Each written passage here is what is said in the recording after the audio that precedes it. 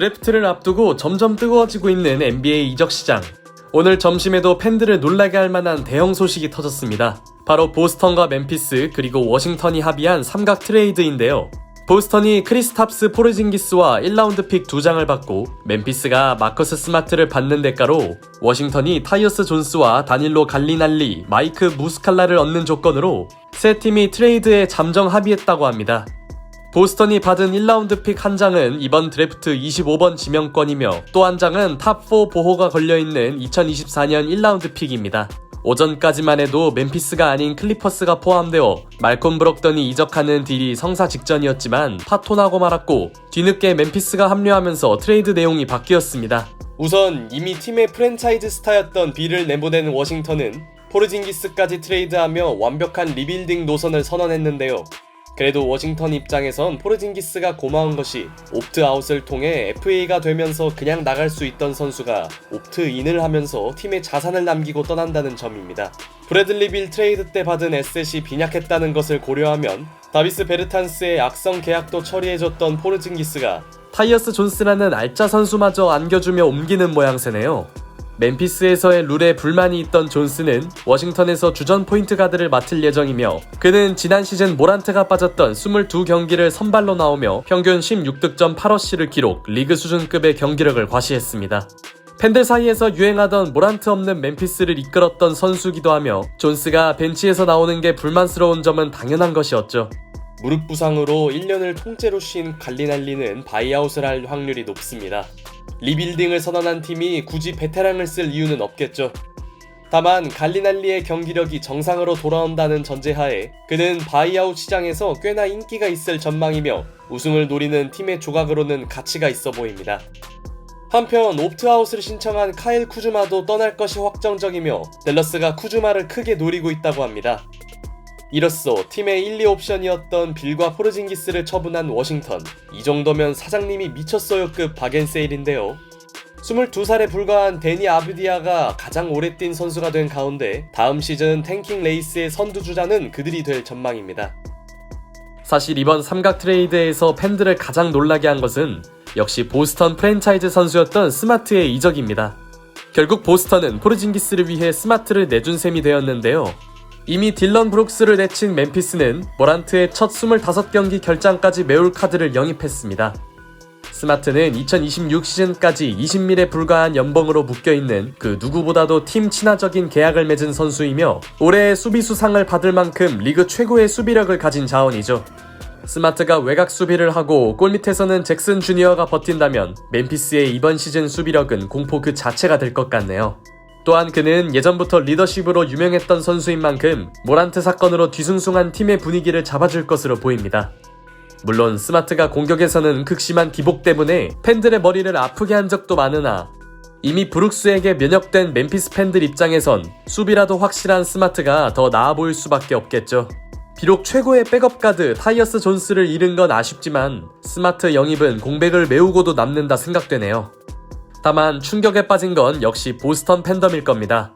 아무리 건강한 포르징기스가 탐나는 자원이며 낮은 순위이긴 하나 1라운드 지명권을 가져왔고 가드 포지션에서 화이트와 브록던이 있긴 하지만 2014년 데뷔 이후 보스턴에서만 뛰었던 선수이자 라커룸 리더를 너무 갑자기 판 느낌을 지울 수가 없는 것이죠. 이미 아이제아 토마스 등 팀에 헌신한 선수를 빠르게 내치는 광경을 몇 번 목격했던 보스턴 팬들의 씁쓸함 또한 이해됩니다. 특히 스마트는 보스턴의 색깔인 초록색으로 염색했을 만큼 구단에 대한 애정이 남다른 것으로 유명했죠. 어쩌면 스마트의 이적은 보스턴의 한 시대를 정리하는 사건일지도 모릅니다. 후술하겠지만 보스턴은 브라운의 재계약 또한 결정해야 하는데요. 스마트를 보낸 것처럼 브라운과의 이별이 현실이 될 수도 있습니다.